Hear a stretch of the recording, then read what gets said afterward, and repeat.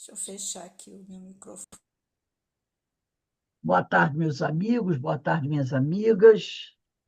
Nós estamos aqui na Sociedade de Estudos Espíritas Francisco de Assis, hoje é 6 de novembro de 2025. Nesse horário, nós estudamos essa obra, Diversidade dos Carismas, Teoria e Prática da Mediunidade. O autor é Hermínio de Miranda. E nós estamos estudando o capítulo 17, que trata de canais de comunicação, contribuição dos amigos espirituais.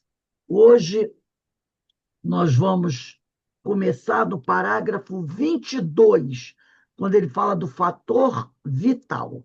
Mas antes da gente começar, nós vamos elevar o nosso pensamento ao alto, agradecendo a Deus, agradecendo a Jesus por todas as bênçãos que nós recebemos, pedir ao Pai que continue nos fortalecendo, nos amparando, nos auxiliando na nossa caminhada e que nós possamos continuar trabalhando, principalmente na nossa renovação mental, renovação moral, que se faz urgente.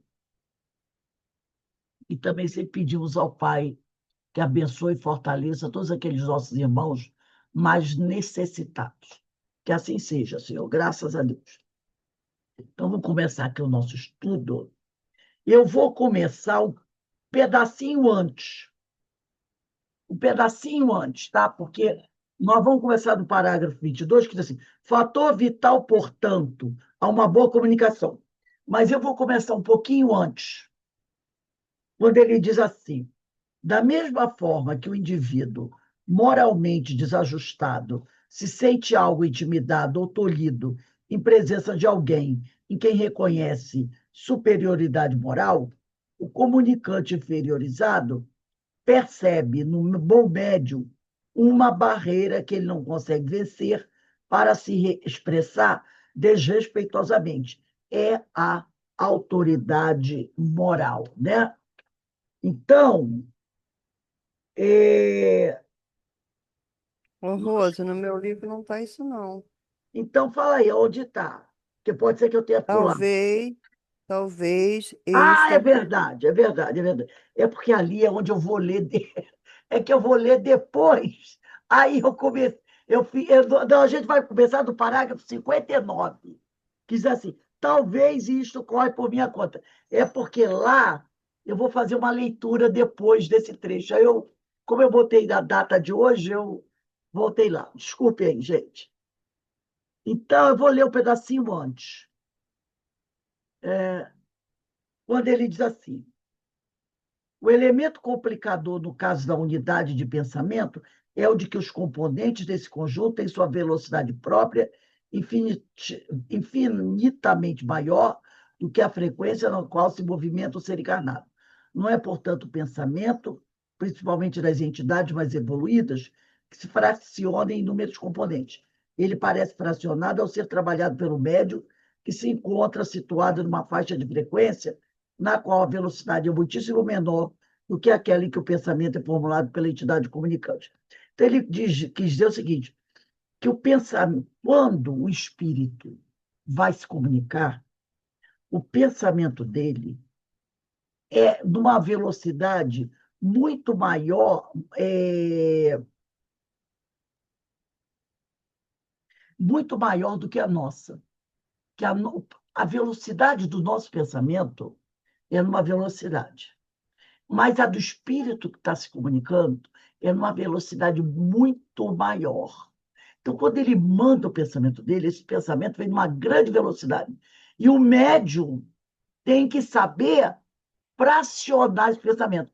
Então, a gente imagina muito isso. E os espíritos, às vezes, os médios, às vezes, falam: nossa, o pensamento dele vai chegando, vai chegando, vai chegando, e eu tenho que compreender aquilo que ele está falando, que o pensamento do espírito vem numa velocidade muito maior do que a nossa. É isso que ele está dizendo. Agora é que nós vamos começar. Hoje é dia 6 de novembro, né? Tá assim, talvez, e isto corre por minha conta, diz o Hermínio. Agora, uma imagem nos ajude a entender o aspecto particular da velocidade neste contexto. E está tratando da velocidade do pensamento. Contemplado em estado de repouso, o disco de Newton apresenta distintamente as suas 7 cores fundamentais. Não sei se vocês já lembram de como era o disco de Newton. Era um disco, né, um cartão, vamos dizer assim, um cartão redondo, com todas as cores do arco-íris, que são aquelas cores fundamentais, né? Levado, porém, a uma velocidade específica, as cores como que se fundem numa só, e ele se apresenta totalmente branco. Então, se você pegar um círculo, tipo um disco, né? E ele, com o disco de Newton, ele é dividido em 7 faixas. Cada faixa é uma cor, vermelho, amarelo, verde, roxo, cada uma cor. No momento que esse disco começa a girar em alta velocidade, quando você olha para ele, você não consegue mais ver as 7 cores separadamente, não é pela velocidade. Quando você olha ele girando com toda a velocidade, ele parece que é branco, que é totalmente branco. Você está tão conseguindo compreender? Ele parece que é totalmente branco, tá? Aí ele diz aqui, parece que as cores se fundem numa só e ele se apresenta totalmente branco. Não que as cores componentes deixassem de existir do disco. Não é que aquelas cores vão se apagar. Mas a vista do observador é que é incapaz de acompanhar a velocidade do disco. Percebe apenas a velocidade, a cor resultante daquela velocidade. Então, quando o disco começa a rodar em alta velocidade, você não consegue mais ver o vermelho, o azul, o amarelo, o lilás, você não consegue mais ver, porque é como se todas aquelas cores se confundissem e ficassem apenas aquela mancha branca, né? Aí ele diz aqui, da mesma forma, uma hélice em alta rotação se nos afigura um círculo. Quando você vê as hélices de um helicóptero, até do nosso ventilador, né? Quando ela começa a girar em alta velocidade, você já não consegue mais ver cada uma dessas hélices. Parece que fica uma coisa só, né? É isso que ele está dizendo. Você não consegue acompanhar hélice por hélice. Se elas tiverem marquinhas ou uma pinturinha diferente, quando elas giram em alta velocidade, parece que é tudo de uma coisa, de uma cor só. Aí ele diz aqui, quando 2 entidades evoluídas, imagine 2 espíritos evoluídos, se comunicam no mesmo nível de frequência mental, o pensamento é um todo e, ao mesmo tempo, constituído de partes que o integram, assim como na fotografia de uma paisagem. Tanto se pode perceber o conjunto de um só relance, velocidade, como focalizar a atenção nas partes que a constituem. Uma árvore, um canteiro de flores, um grupo de pedras, o céu e as nuvens à distância, etc. Que, neste caso, a imagem na foto é estática, isto é, não se apresenta com efeito velocidade. Então, quando são 2 espíritos de alta envergadura se comunicando, é como se o pensamento dele fosse um todo. Por quê? Porque eles falam a mesma língua. O nível moral é elevado, mas, ao mesmo tempo, aquele que está no nível deles vai conseguir identificar o conteúdo de cada um. Então, ele coloca aqui, né? Quando você olha para uma imagem, um quadro, Vamos dizer que você tem um quadro aí na sua frente. Você olha de relance para o quadro. Você vê o quadro todo, mas você não identificou na hora uma das coisas que tem no quadro, mas no quadro tem. Então, vamos imaginar que é o quadro de uma rua com várias casas, carro passando. Você olha assim, você vê o quadro todo. Você sabe que é o quadro de uma cidade, mas você não conseguiu ver a casinha, a rua, a pessoa passando. Você viu todo. É mais ou menos isso que ele está querendo dizer, né? O que nos leva a dividir o pensamento, provocando inevitável retardamento no seu ritmo de expressão, é a dificuldade de colocá-lo em palavras. Um processo que se reduz a uma espécie de materialização do pensamento. Podemos entender isso melhor se nos fixarmos na diferença que existe entre ver a fotografia de uma paisagem e descrevê-la verbalmente ou por escrito. Para isso, temos de decompô-la nas suas partes, a fim de explicitá-la, de tal forma que a pessoa que não a tenha diante de seus olhos possa reconstituí-la imaginariamente. Então, vamos imaginar assim: você vê um quadro, né? Eu estou aqui conversando com a Carmen. Eu tenho na minha frente que a tela do meu computador é daquela que vai mudando toda hora. Então, eu tenho aqui na minha frente uma paisagem que é assim. Ao fundo tem uma montanha, mas é uma montanha de pinheiros. E tem um lago que as águas são meio turvas. E há uma neblina muito forte subindo da água em direção à montanha. E o céu está um pouco nublado. Eu decompus o quadro, a imagem está aqui à minha frente, para que a Carmen, ao ouvir, na cabeça dela, imagine o que eu disse para ela. Então, a Carmen, ela tem que botar na cabeça dela o que eu disse para ela. Ao fundo, uma montanha de pinheiros, então ela tem que imaginar uma, uma cena com uma montanha de pinheiros, um rio de águas turvas e uma neblina saindo das águas e subindo, e o céu cheio de nuvens. Então, eu estou ditando para ela uma imagem, e ela tem que formar essa imagem na cabeça dela. Essa é a dificuldade que eles têm, que o médium tem, quando recebe o pensamento do espírito. Ele tem que formar na mente dele essa ideia que o espírito mandou para ele, sem palavras.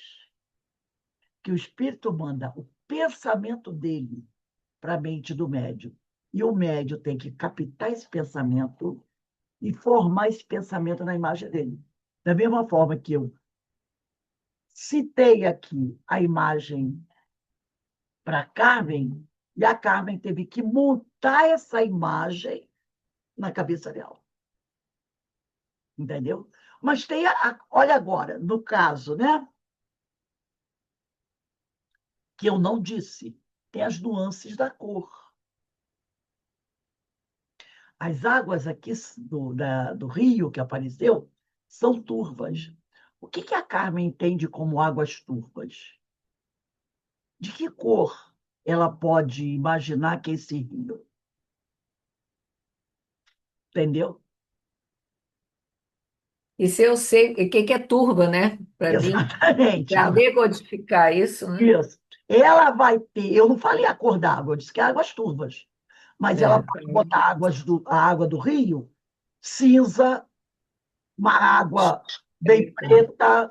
Por exemplo, não tem nada a ver, mas como estão falando rio, estão falando do Rio Solimões e do Rio Amazonas, né? quando me encontra. Quando eles se encontram. O rio, tem um rio, acho que é o Amazonas, ele tem mais detritos das árvores, aquela coisa toda.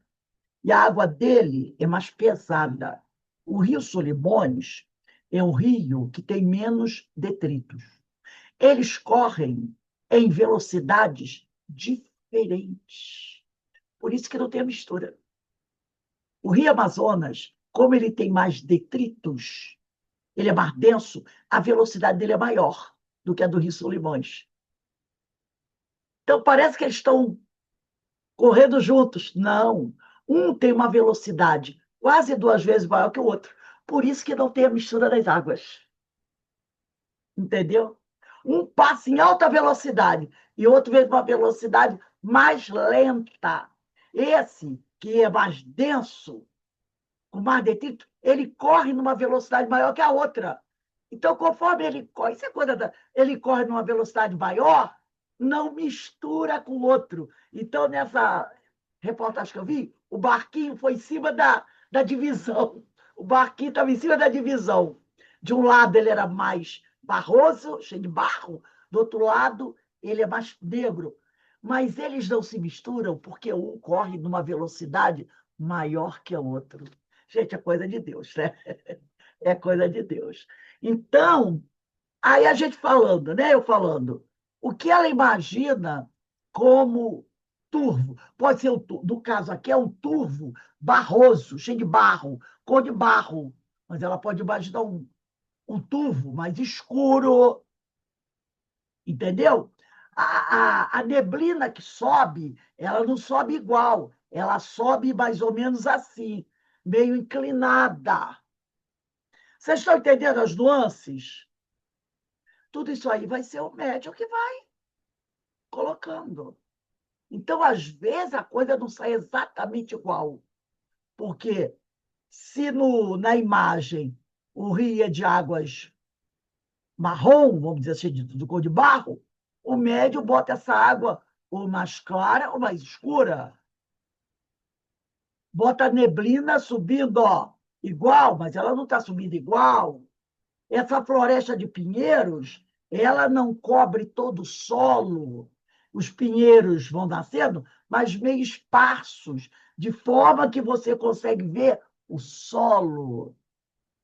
Estão captando o que eu estou querendo dizer? O médium recebe isso aí em alta velocidade.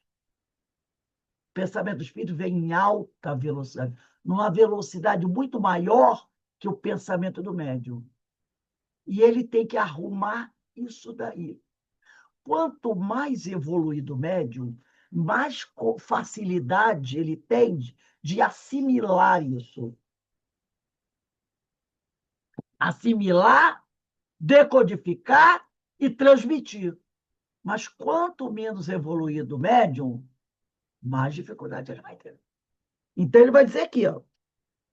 Ele diz aqui, o que nos leva a dividir o pensamento, provocando inevitável retardamento no seu ritmo de expressão, é a dificuldade de colocá-lo em palavras.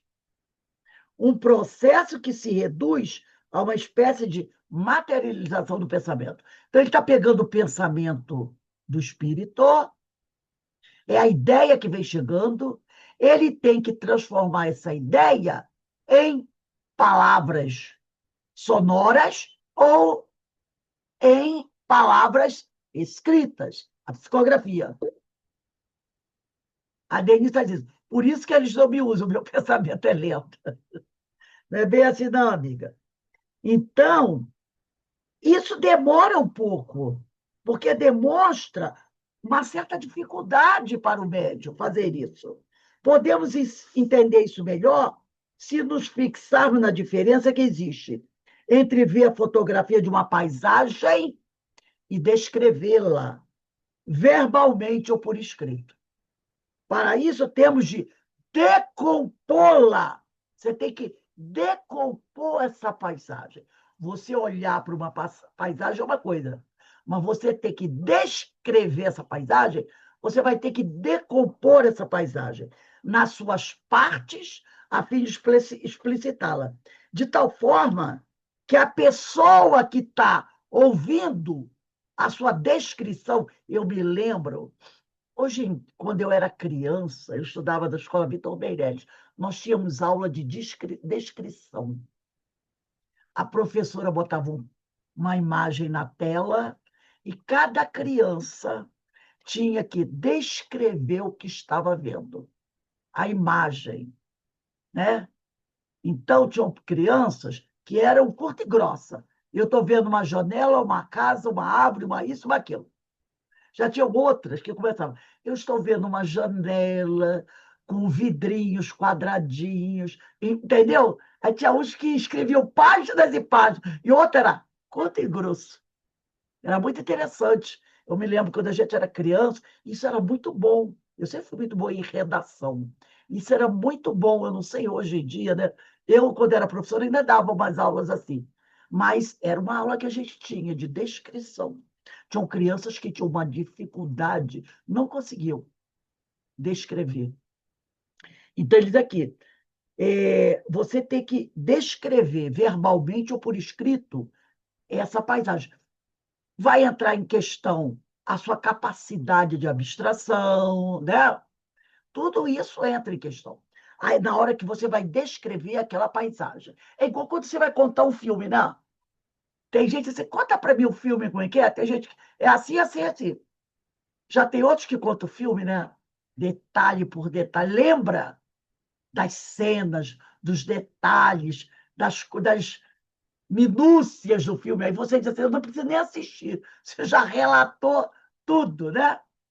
Aí ele diz assim, para isso, temos de decompor essa imagem nas suas partes, a fim de explicitá-la de tal forma que a pessoa que não a tenha visto, que não a tenha diante de seus olhos, possa reconstituí-la imaginariamente. Olha aí. Então, tem médios que conseguem dizer exatamente, em quase, não vou dizer em todos, mas em quase todos os detalhes, a mensagem, sem alterá-la. Já tem outros que não. O Espírito falou assim, assim, assim. É igual quando eu me lembro do Divaldo, que ele falou sobre esse negócio de fazer. Quando ele foi fazer uma palestra na Europa, acho que foi na França, um negócio assim. E ele falava em português, né, que ele não sabia falar francês, uma frase de 8 palavras, por exemplo. E o tradutor fazia cada frase que ele falava, vamos dizer, uma frase de 8 palavras, o tradutor levava 1 minuto traduzindo. E ele dizia, tem algo errado aí. Porque eu falei 4, 5 palavras, e depois ele percebeu que o tradutor pegava a frase dele, e da frase dele fazia quase uma palestra. Ele, isso não vai dar certo. Isso não dá certo. Porque o tradutor, ele falava uma coisa, dava aquela interpretação em cima do que ele falava. Entendeu? Então, é mais ou menos assim. E, mais uma vez, diz Hermínio, podemos observar que o processo da comunicação continua sendo, basicamente, o mesmo na sua estrutura, nas suas estruturas, quaisquer que sejam a modalidade e as peculiaridades individuais do médium ou do comunicante. A imagem da foto ilustra bem esse ponto. A foto de uma paisagem é uma mensagem artística dotada de poder evocativo ou sugestivo, contida num só bloco ou unidade, composta de elementos ou detalhes que a integram. Então, quando você olha, vão imaginar que você olhe uma paisagem, aquele quadro do Picasso, que tem lá na Espanha, eu esqueci o nome dele, Guernica, não é? Guernica, Guernica. Quando você É olha para guerra aquele quadro, civil, né? né? É das É a igrejas guerra civil. espanholas. Quando você olha para aquele quadro, você vê um bloco só, não é? Você vê um bloco só. Uma pintura. Mas aquela pintura traz uma mensagem. Quem já viu esse quadro sabe. Ele traz uma mensagem. é o pensamento do espírito. Ele manda o bloco de pensamento. Agora, quando você olha para o pensamento, para aquele bloco, você vê uma mensagem. Então, quando você olha para o quadro Guernica, né? Você olha para aquele quadro, é uma pintura, mas ela tem uma mensagem, né? Que a gente sabe que a Guerra Civil Espanhola não foi pouca coisa, né? Teve uma cidade, que chama cidade, que ela chama de aldeia, né? Foi praticamente destruída. As pessoas, quase toda a população, foi assassinada. Os corpos ficaram caídos pelas ruas, pelas vielas, por dias, e apodreceram ali, né? Então, era um desastre total. Então, ficou aquela. Quase toda a população foi exterminada. E aqueles corpos ficaram caídos pelas ruas. Então, quando a gente olha para aquele quadro, você tem uma noção do que foi aquela guerra, aquela revolta, né? Então, é isso que ele está falando aqui. Aí eles aqui, ó. Também ela vai ao cérebro do médium, essa mensagem, pelos seus canais condutores. Então, nós já falamos que nós temos os canais condutores no perispírito e os canais expressores no nosso cérebro.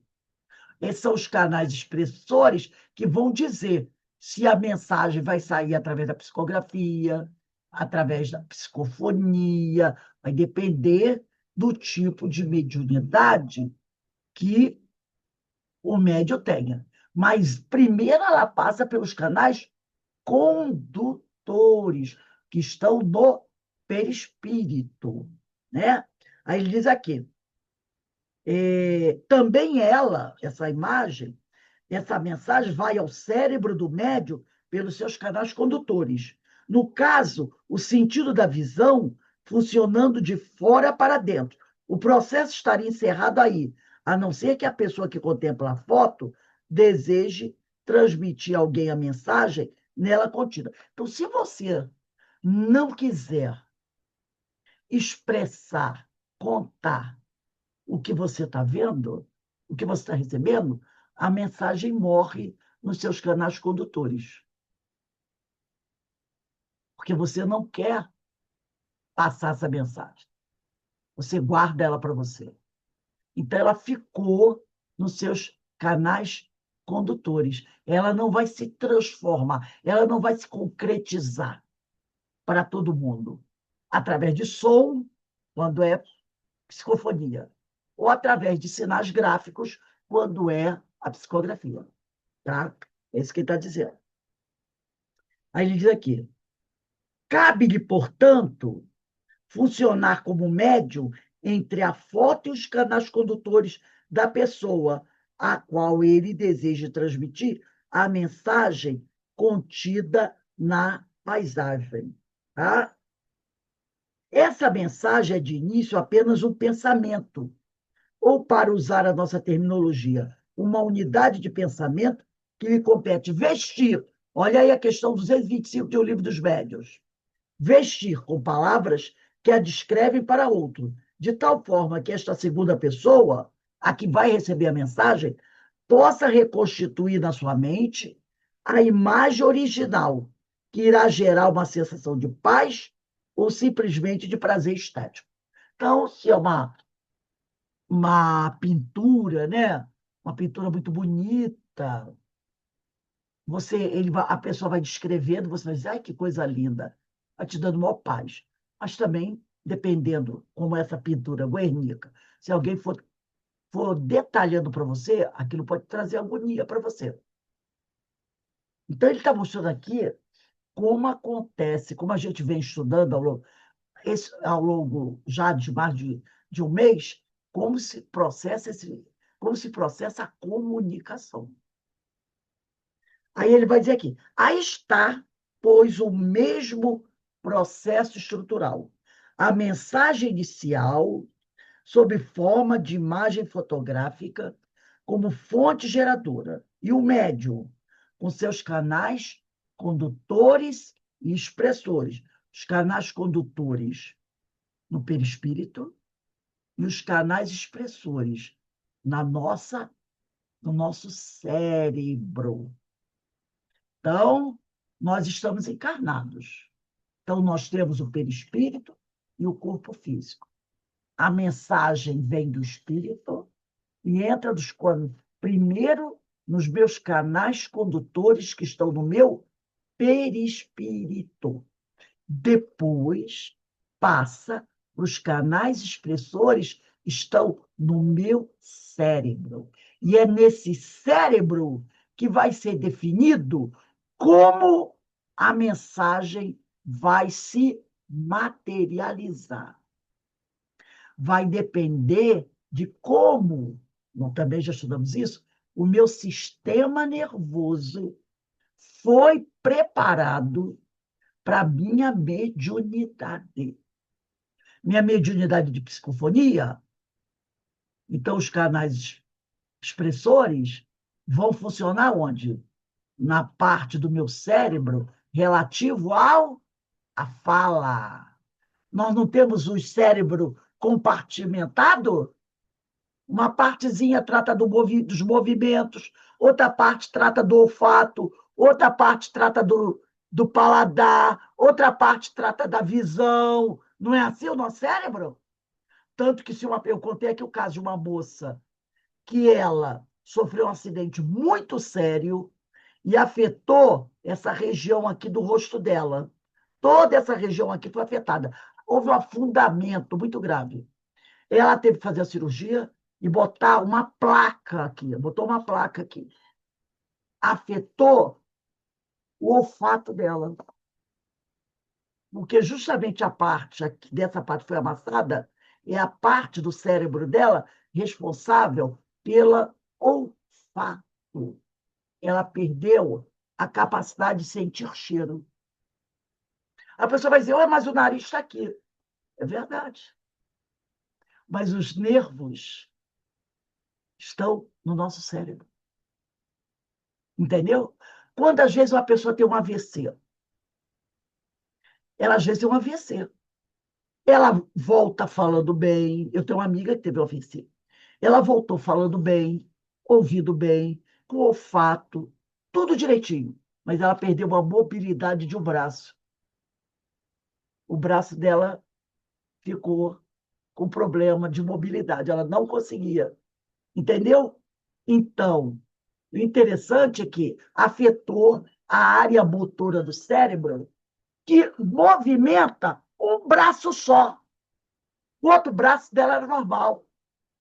Não afetou todos os membros, só afetou o braço esquerdo dela. E ela perdeu todo o movimento naquele braço esquerdo. Era um braço assim. O outro braço dela era normal. Percebeu? Então, o cérebro tem os seus departamentos. Então, tem pessoas que têm a mediunidade da psicofonia. Então, os canais expressores dela vão trabalhar essa área do sistema nervoso dela, responsável pela fala. Então, ela vai passar a comunicação através da fala. Agora, tem médios, como o Chico, era psicógrafo, era psicofônico, entendeu? Então, quando chegava no cérebro, ali era resolvido. Como é que ele ia se expressar? Como ele vai se expressar? Ele tanto podia ir pela psicografia como pela psicofonia. Então, por isso que são canais expressores. Eles estão ligados à área do cérebro que vai expressar aquela mensagem. Isso está no nosso cérebro. E os canais condutores que trazem a mensagem estão no nosso perispírito. Então, o médium capta o pensamento do espírito. Esse pensamento entra pelos canais condutores no meu perispírito. Por isso que o pessoal fala perispírito a perispírito. Sai do perispírito, da mente do espírito, porque o espírito também tem seu perispírito, não é? Tem. O desencarnado não tem perispírito? Ele não tem corpo físico, mas ele tem perispírito. Ele pensar, quem é que pensa? O espírito, a mente. A ideia sai da mente do desencarnado e entra nos canais condutores do desencarnado, porque ele tem perispírito. E o perispírito dele tem canais condutores. Então, a mensagem sai da mente do espírito, passa pelos canais condutores do espírito, que estão no perispírito dele. Eu, médium encarnada, capto esse pensamento, e esse pensamento vai direto para o meu perispírito, passando pelos canais condutores do meu perispírito. Depois, vai entrar nos canais expressores que estão no meu cérebro, aonde ele vai receber o quê? A vestimenta. E depois eu vou expressar esse pensamento, se eu assim o quiser, pela psicografia, pela psicofonia ou pela pictografia. Eu posso ser um médium de pintura. Não tem médios que fazem pintura? A mensagem chega, ele transforma a mensagem num quadro, numa pintura. Não tem isso? Numa pintura. Ele pode ser também um médium escultor. Ele pega a mensagem e transforma numa escultura. Você é que vai ter que interpretar aquela pintura. E a gente não interpreta. Quando você olha para um quadro, você faz a leitura do quadro. Você lê o quadro e você entende o que o pintor, o que o espírito queria dizer ao olhar aquele quadro. Tem quadros que são muito explícitos, né? Tem outros que são... esqueci o nome agora. Você é aquela... Tem os impressionistas, né? Que são belíssimos, os quadros dos impressionistas. Então, você faz a leitura daquela mensagem, só que a mensagem está numa tela. Quem vê aquela pintura daquele pintor italiano, Salvador Dalí, lembra do Salvador Dalí? Dos quadros dele? Então, vamos lá. Aí ele diz aqui, né? Ele continua aqui. Ele vai dizendo aqui. Aí está o mesmo processo estrutural. A mensagem inicial, sob forma de imagem fotográfica, como fonte geradora. E o médium com seus canais condutores e expressores. Se a mensagem fica com o médium, se ele não transmite a mensagem, encerra-se o processo, depois de percorridos os canais condutores e documentada a experiência sensorial. O médium a transmitiu a si mesmo. Se ela precisar, por que o médium transmitiu a si mesmo? Ele transmitiu do perispírito dele para o cérebro dele. Entendeu? O médium transmitiu a mensagem do perispírito dele para o cérebro dele. Mas, quando chegou no cérebro dele, ele tomou a decisão de não publicar aquela mensagem. Guardou para si. Guardou para si. O médium a transmitiu a si mesmo. Se ela precisar ser retransmitida, os canais expressores terão de ser acionados de forma a movimentar mecanismos que possam atuar sob o comando do cérebro, como os da palavra falada, escrito ou ainda braços e mãos, que reproduzam a foto, olha o pintor, numa tela ou no papel, por meio de pincéis, lápis ou tinta própria. Então, vamos imaginar que o médium recebeu a mensagem. A mensagem chegou nos canais condutores do perispírito dele, foi repassada para os canais expressores que estão no cérebro dele, mas ele tomou a decisão. Eu não vou contar essa mensagem para ninguém. Aí, de repente, chega para ele uma mensagem. Você precisa publicar essa foto. Você precisa publicar, tornar público essa mensagem. Aí, nesse momento, os canais expressores serão acionados para decidir de que forma ele vai transmitir essa mensagem. Aí ele diz aqui, como podemos observar, cada aspecto do exercício da mediunidade oferece saídas, entradas ou tomadas para especulações e explorações teoricamente inesgotáveis e de profundo interesse. Então, ele vem trazendo para a gente toda essa. É só um instantinho. Ele está trazendo para a gente todo esse detalhe de como isso é feito, tá? Todo detalhezinho, para a gente perceber que não é simplesmente, como o pessoal falava assim, o médium é perispírito, é perispírito. O espírito vem, se aproxima e passa a mensagem. Muitas vezes a pessoa diz, como nós já falamos, o espírito vem, pega a mão do médium, pega a mão do médium, nada. Pega o braço do médium para escrever. Não pega nada, nós já vimos isso. Ele trabalha onde? Aqui, na área do meu cérebro responsável pelos movimentos ou pela fala. É ali que ele vai trabalhar. Tá? Então, não tem nada dessa coisa que, o espírito pega a mão do médium só escrevendo. Nada disso. Aí ele vai continuar aqui, né? Resta um aspecto relevante a abordar e que ressalta espontâneo e conclusivo destas observações. É o de que o corpo físico não passa de um instrumento, um mecanismo, ao passo que os comandos centrais e a capacidade de decisão se localizam no espírito, ou seja, na individualidade. A tendência natural de quem observa a mediunidade em exercício é a de considerar o médium como um corpo físico, quando, na realidade, médium de fato e de direito seria o nosso perispírito.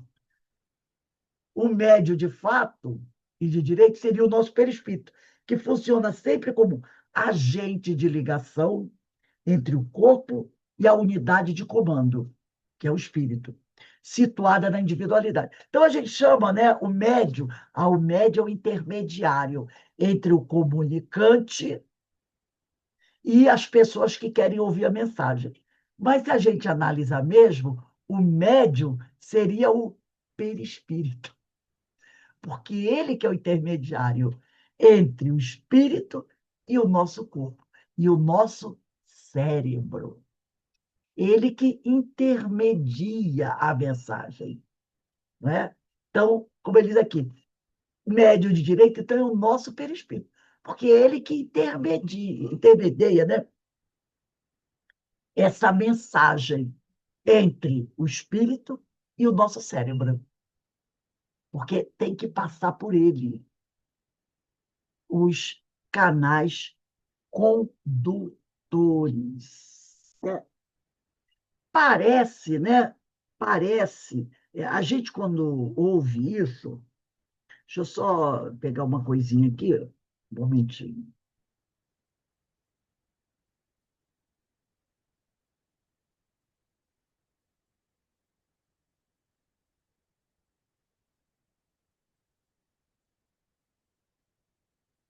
Né?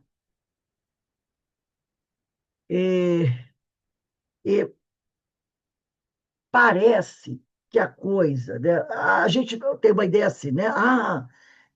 Fica muito difícil a gente é, entender isso. Mas quando a gente vai analisando, né? Vai fazendo esses estudos, a gente vai conseguindo tá? Entendendo com o tempo. Tá? A gente vai conseguir. Então, o perispírito é o mediador. É ele que intermedia essa mensagem que vem do espaço, vamos dizer assim, do invisível, para chegar no nosso cérebro. Por isso que o Hermínio vai dizer, né, que seria o nosso perispírito, na realidade, o grande mediador. Um grande mediador. Aí depois ele vai dizer aqui, mesmo nos casos em que ocorre um desdobramento mais amplo e o espírito cede os canais condutores, olha só, olha o que ele está dizendo aqui, mesmo nos casos em que ocorre um desdobramento mais amplo e o espírito cede os canais condutores de seu perispírito, a entidade comunicante. Esse espírito que ele está falando aqui é o médium, tá? É o médium.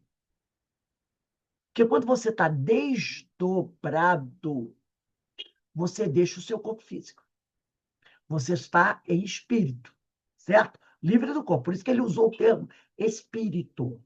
Então, havendo um desdobramento mais amplo e o espírito cede os canais condutores de seu perispírito à entidade comunicante, sem procurar influenciar em nada a comunicação, a individualidade, que é o espírito, é o médium, estará sempre alerta e pronta a interceptar ou impedir qualquer pensamento inconveniente ou até mesmo a interromper dramaticamente a comunicação, se assim julgar conveniente ou necessário.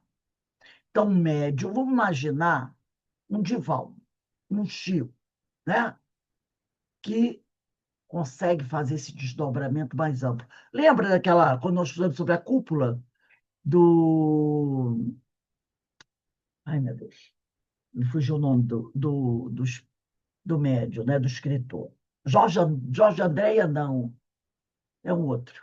Ele falava sobre a cúpula, né?